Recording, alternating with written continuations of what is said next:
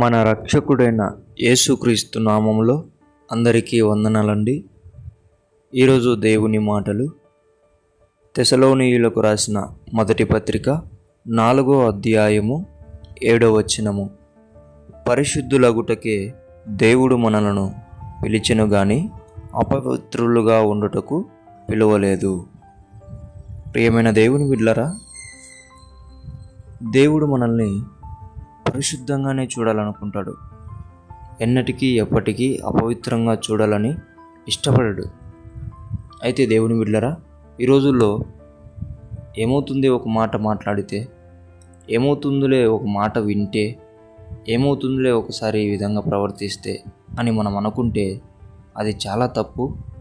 అది దేవుణ్ణి ఎంతో బాధ పెడుతుంది.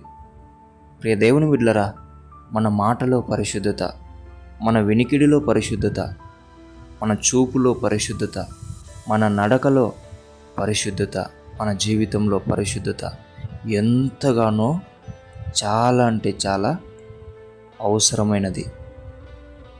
దేవుని ముందర మనల్ని నిలబెట్టేది ఈ పరిశుద్ధతనే.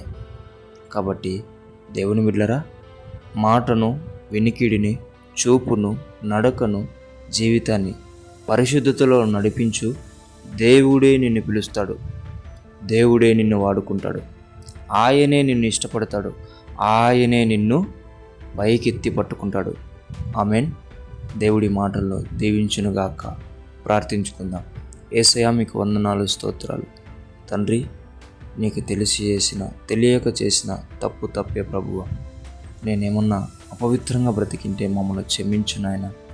తండ్రి, నీ కృపను బట్టి నా మాటను, నా వినికిడిని, నా చూపును, నా నడకను, నా జీవితాన్ని పరిశుద్ధంగా మార్చి నా జీవితాన్ని కొనసాగించేందుకు శక్తి, బలం, సామర్థ్యం అనుగ్రహించమని యేసు నామములో ప్రార్థిస్తున్నాం తండ్రి. ఆమేన్.